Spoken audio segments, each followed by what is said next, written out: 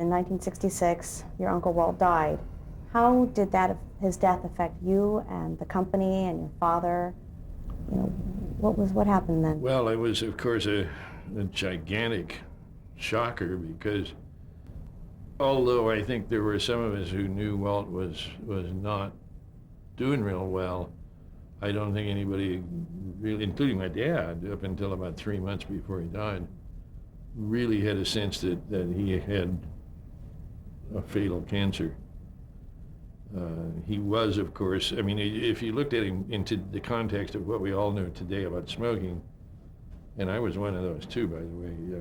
I mean, Walt went through, he lit one cigarette with the next one. He was not quite a chain smoker, but next thing to it. And he had an awful cough. And you could see his health kind of beginning to decline those last couple of years. He had some other physical problems. He had a bad neck problem from a fall off a horse when he was younger, and it pained him all his life. And anyway, just all of a sudden blew it, you know. My father said that at one point, Walt had been to the doctor. He'd been in and out of the hospital once. And my dad called the doctor and said, "You've got to tell me what's going on here. This is now turned into this huge billion-dollar company and all these employees, and we need to know." The doctor was not going to tell him. Because Walt had said, I don't want anybody to know. This was the way he was. And finally, the doctor gave it a name, which was a Latin name that my dad didn't understand. He brought that home, and my wife heard it and said, "Grandpa, that's cancer." My dad got just irate with her for telling him what I think he probably sensed and knew. But anyway, you know, he just faded away very, very fast. And of course, they had just bought 27,000 acres of land in Central Florida, and he had made the one film he did make that was exposing the purchase of the land and the shape of it, and his plans for what he wanted to put there on it, and this Epcot and the park, and there was a regional airport, and you know, huge plans. And the real thing that happened was Walt's ambition for Florida was he wanted to build Epcot, this city of tomorrow thing, where real people would come and they'd really live there, and American industry would come in and equip their homes with the latest of experimental gadgets, whatever they were, and people would be kind of a living laboratory for new technology. And my dad kept saying, where are we going to get the money to build all of that if we don't build the park and the hotels and things first and get positive cash flow coming into this piece of the country, you know? And they were in the midst of what was really a tough fight about that when Walt died. So de facto, my dad won the argument, which was probably, you know, the best thing that could have happened. And he immediately said, well, kind of funny stories. The price of the stock, we all assumed the stock would go down because Walt's gone. No, stock started going up.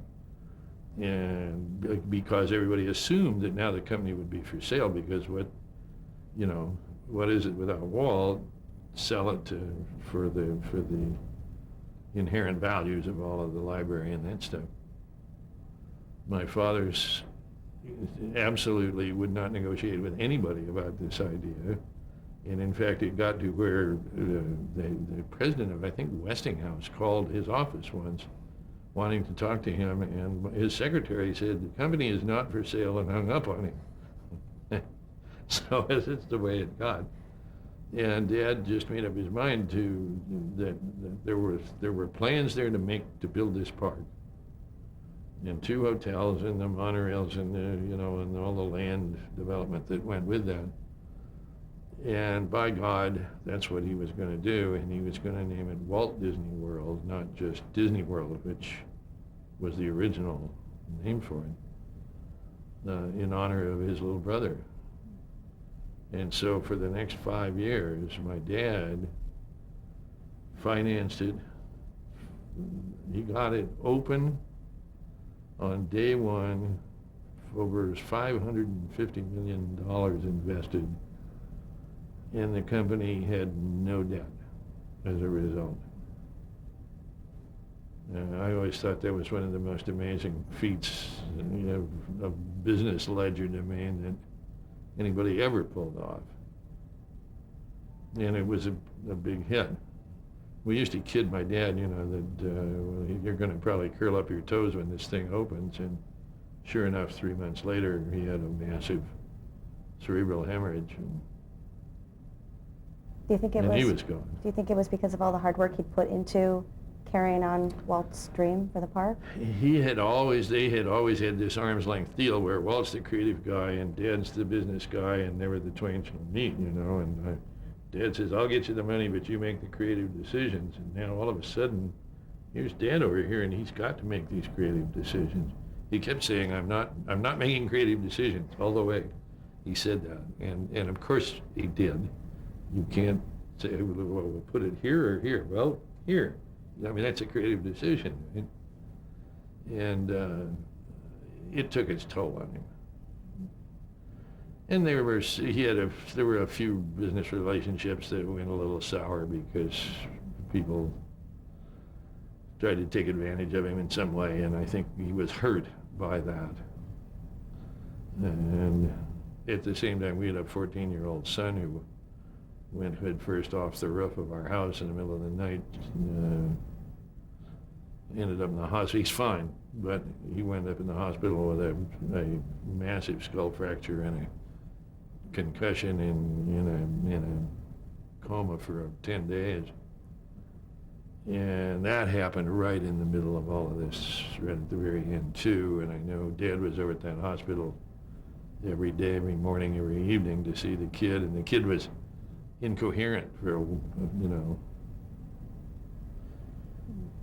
that took its toll on all of us, of course, but